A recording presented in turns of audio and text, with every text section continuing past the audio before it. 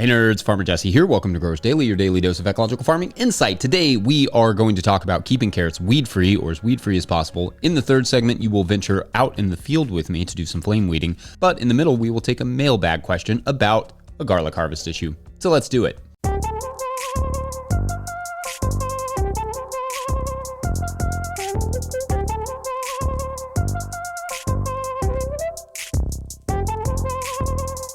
All right, everyone, welcome to Till Tuesday, your weekly reminder that you can get living soil, compost, and potting mixes from the Bonafide nerds over there at Till Soil. Check out Nathan on the Composter Podcast, Season 4, Episode 3, or head to tillsoil.com to learn more. I hope everyone is doing well this fine Tuesday. Things are good here, busy. Lettuce orders are absolutely out of control, which is not a surprise for this time of year. I'm sure we are some of the only people with lettuce right now in August when it's been, summer, all summer. We won't be able to meet the demand, I don't think, this week, but having lettuce in August and July around here is a formula for instant popularity with the cool kids. And by cool kids, I mean, full-grown adults who care about local food. Those are the cool kids to me now. Also wanted to send some love over to our friends over there in Spokane, Washington, who are dealing with some insane wildfires. So hoping you all are okay and hoping our farmer friends are getting through that one okay. Just another huge wildfire. Always awful stuff to see. Anyway, what is happening in your all's neck of the woods? Let us know, or better yet, upload a 20-second farm video clip to Dropbox or Drive and share that with Farmer Mikey at no-tillgrowers.com. Always a treat to see those. This week has been a lot of fun on that front. Also, I will be going live tomorrow at 9 a.m. Eastern for our monthly get-together. So make sure to put that in your calendars and come hang. Bring some questions if you want. Some comments, topics, whatever you want. All right, so because we are going to talk flame weeding at the end of this episode, I thought I would kick it off by just talking about weed-free carrots in general, because that's where I'm going to be using that flame weeder, and what our approach has been to the carrot production over the years. In fact, several years ago, we realized that we needed to dial in our carrot system because the demand for carrots was so absolutely ridiculous that it didn't make sense to not just have every carrot we could. So we went on a bit of an adventure trying to figure that out, and I've come up with some things that work depending on what your current system is. It starts, of course, with no seed rain, i.e. don't ever let weeds go to seed in your gardens, not in your pathways, not in the beds, not along the edges if you can help it. No raining of the seeds. That will reduce your weed pressure tremendously, no matter what your system is. Next, and this is only going to work for those of you with access to good weed-free compost and also herbicide-free compost, is a thin to thick layer of compost mulch to plant into. It can be just a few inches thick to several, like in the no-dig style, but nothing will quite reduce the weed pressure of a directly seeded carrot like having a completely weed-free medium to sow the seeds into. Honestly, for us, that was the biggest game changer in our carrot production originally, but not everyone has access to massive amounts of compost like that. And when you do the math, if the compost is even mildly expensive, it can eat away tremendously at the profits or any money you hope to save by growing your own carrots for home growers quite a bit. So for those of you who grow without a thick layer of compost mulch because you don't trust your compost sources or worry about nutrient overloads or whatever the reason may be, or maybe the compost is just not very good, it does get a little bit more complicated. For one, even if your weed control is on point, in a non-composted system, when you broad fork a bed or, work in some amendments lightly with a tilther or whatever, you will almost certainly bring up new weed seeds. So there's that. And bare soil is just ripe for weed seeds to be blown onto, dropped onto by birds or boots, etc. As I often say, as your mulch layer goes down, your weed pressure goes up. It's got to be one of the worst ratios in the world, but that's kind of just how it works. However, in situations where you are not mulching with compost, it's still possible to get weed-free carrots if you're thoughtful about it. For starters, you have the stale seed bed option. This option does take a bed out of production for a little bit longer than you might like, but it's better than losing a crop. In a stale seed bedding situation, which I feel like I've described here several times recently, you prep the bed entirely like you're going to plant it, broad fork, work in the amendments, water it in, maybe even cover it with row cover to really hold that humidity in and just get everything to germinate. Just do all of those things without sowing the carrots. And then, the weeds are going to germinate and you will likely be able to see them all. And you can, at that point, cultivate them out or flame weed them or whatever you're going to do, and then you would sow the carrots. In the past, I've even waited a few days, sowed the carrots before cultivating anything out, let absolutely everything germinate, and then, flame weed that or lightly cultivate the surface in between the rows of carrots.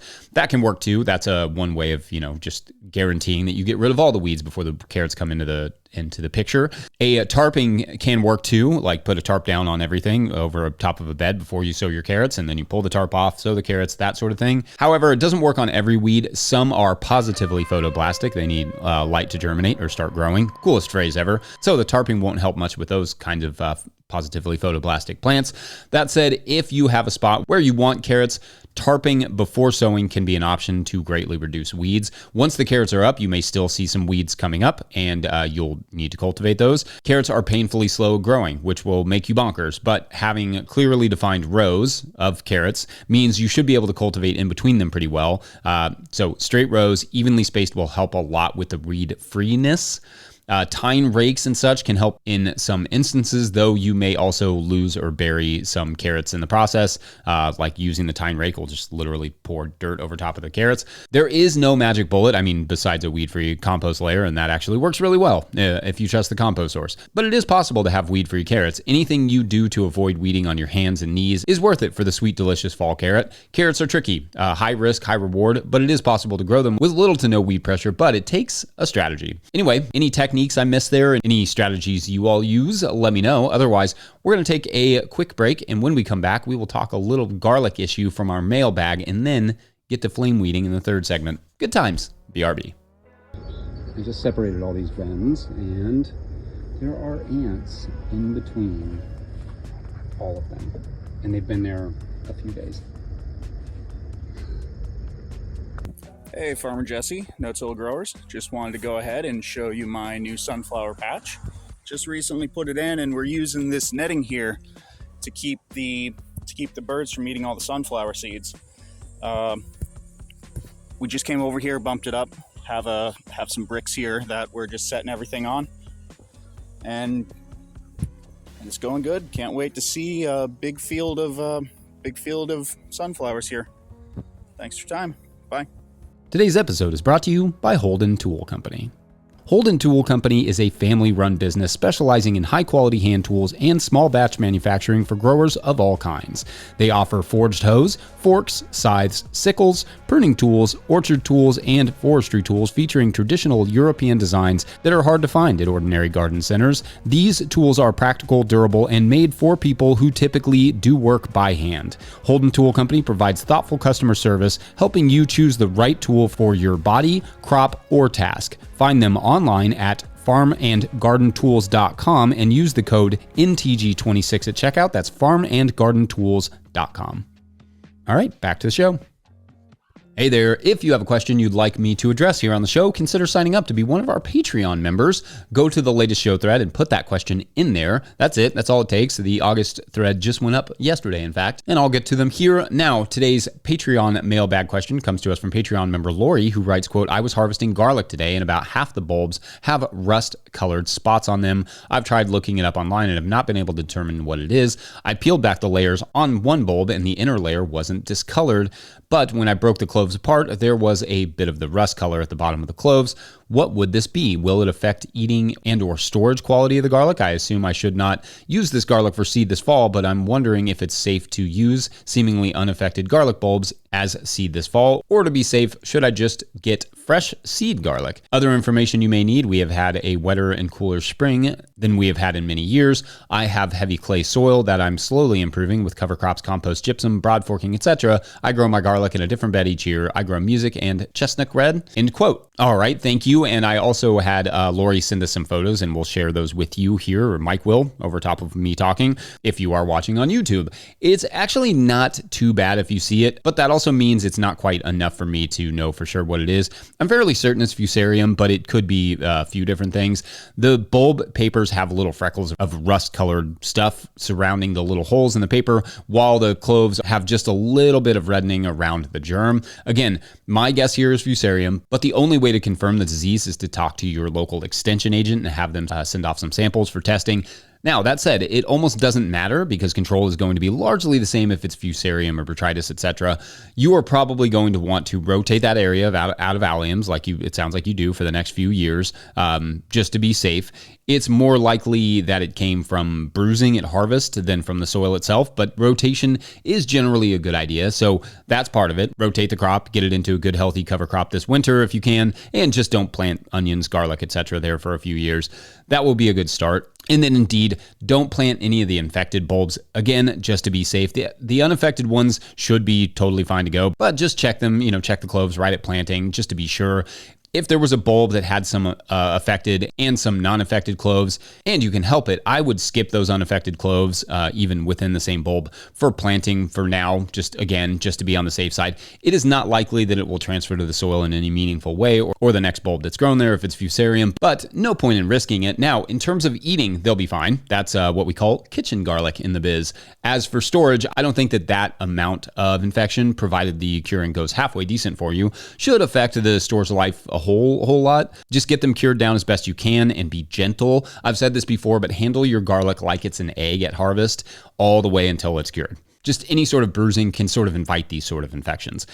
Being on the safe side is a bit of a trend here, but it wouldn't hurt to separate heavily infected bulbs from non-heavily infected ones. Otherwise, you should be good to go. Obviously, if it gets worse next year, you may want to start with new seed the following fall in a new location.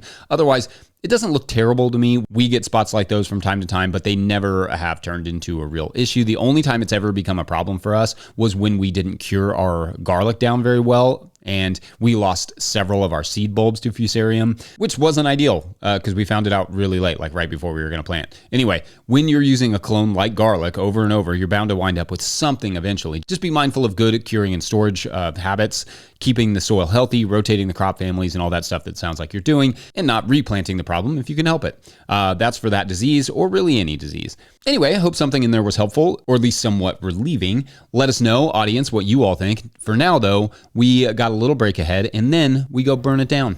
The weeds, I mean, not the brake. The brake will just break, and I don't know. Anyway, weeds got to go, though. Anyway, be right back.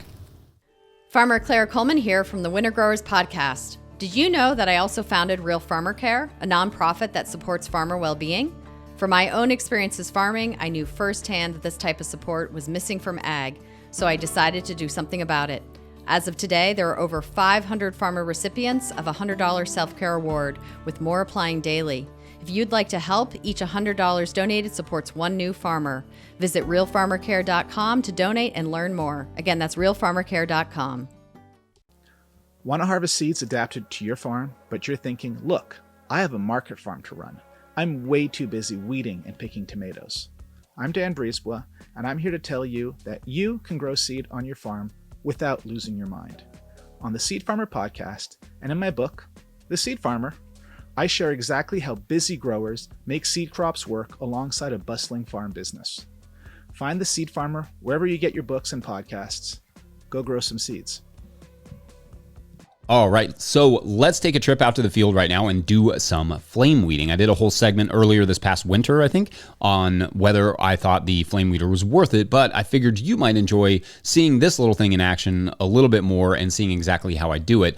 Also, as I said in the video, I think, this is not a tool for dry climates, generally speaking. Even in our wet climate, we have to be very careful about starting fires with it. I have a love-hate relationship with this tool. It's certainly the most dangerous tool that I own, but occasionally it does come in handy. So yeah, anyway, here's me last week doing the flame weeding thing on some carrots. Enjoy.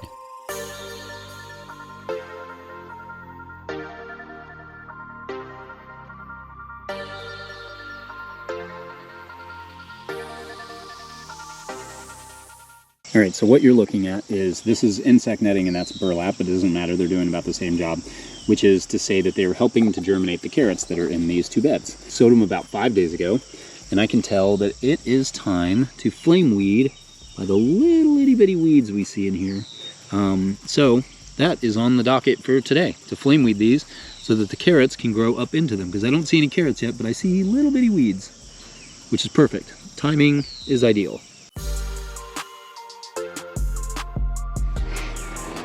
All right, so upon further inspection, right, this one that was under the insect netting is not quite germing yet, which is perfect. That's what I want. I want them to not be germing yet, but I want the grass and whatever else is here to be germinated so that I can kill that with a flame weeder. This side that was under the burlap, this is actually carrot coming up with some weeds. So I've got to make a decision here about what to do. And I think what I'm going to do, and this is going to sound crazy, but I'm going to go ahead and flame this one, hoping that this is dense enough. This was a different variety. This is Mokum, so I think that's part of the reason it germinated faster. And then the burlap held the moisture in better. So I'm gonna go ahead and flame with this one. In a week, I'll know how bad the germination, like how much I killed. I'm hoping that I just overseeded it. And then, you know, if I don't have enough, a dense enough stand, I'll just have to kill it and reseed it. It's better than having to deal with all these little weeds, this groovy weed in between your lettuce. So anyway, that's what I'm doing now. All right, so my lighter wasn't working and I've tried a few other things. I don't like putting matches in there. It just freaks me out a little bit. So I came up with a system for lighting this thing when you don't want to just stick your fingers right there. It's not gonna hurt you, but it definitely like will sometimes pop and it could singe some hairs. So I'm not gonna do that. And I'm not gonna recommend you do that. Instead, put those there. Lightly, lightly. There you go.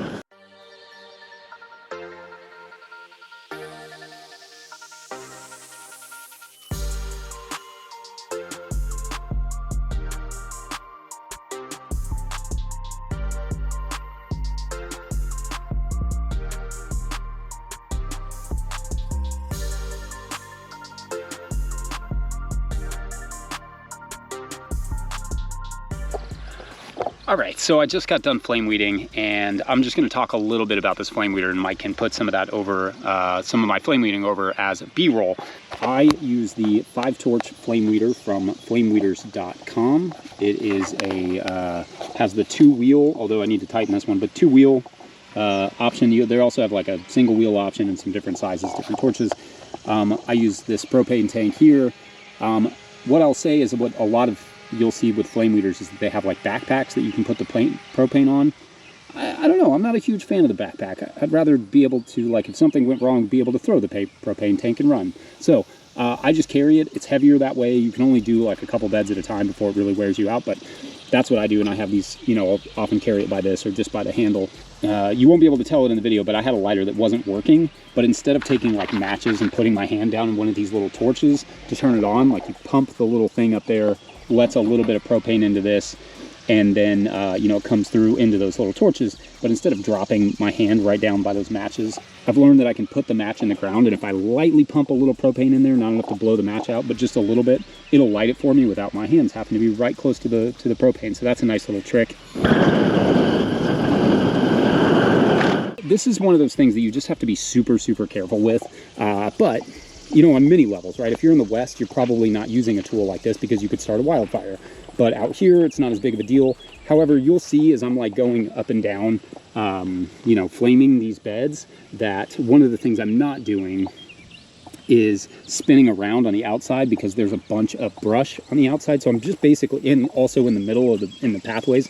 I really don't want to start fires if I can help it and get, you know, catch my pants on fire or something. So I tried, you know, not to spin around here, for instance, and go back the other way. I'd rather it be kind of awkward how I'm doing it rather than kind of dangerous.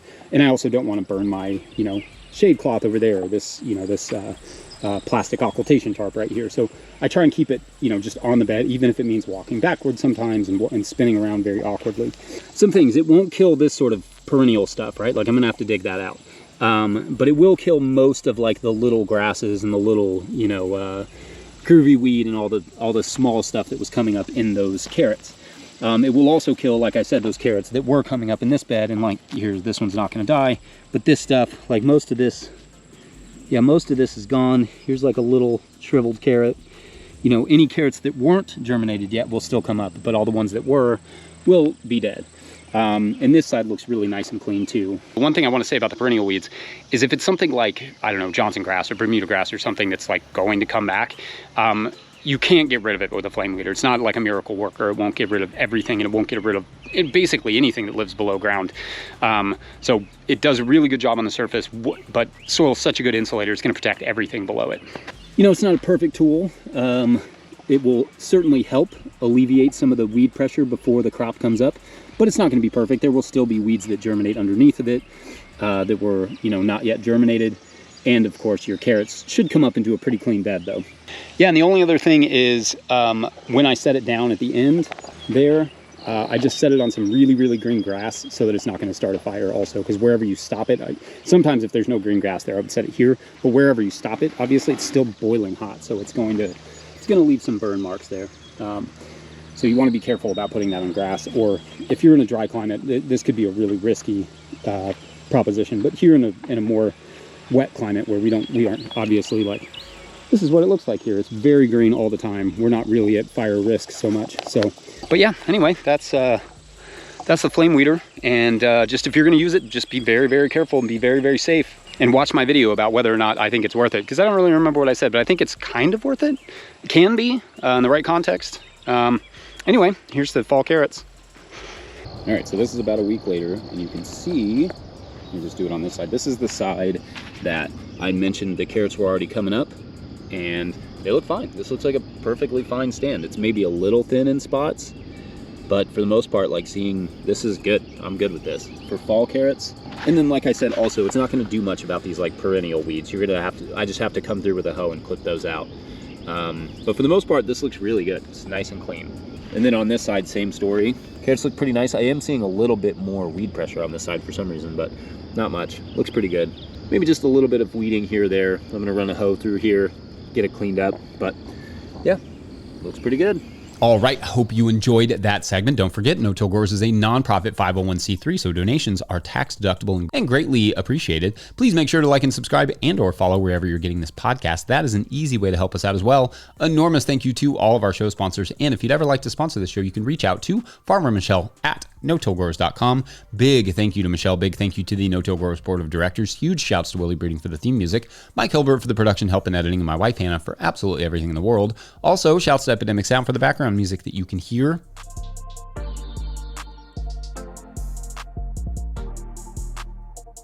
Pick up a hat or a copy of my book, The Living Soil Handbook, at no-tillgrowers.com to support this work. Big thank you to everyone over at patreon.com/no-tillgrowers, where at a certain level, or if you just bump up from one level to another, or you sign up in the month of August, you get a shout out on the show. No new signups today. That's all good. Thanks for watching and or listening. We'll see you live tomorrow at 9 a.m. Eastern. That should be a blast. Bye.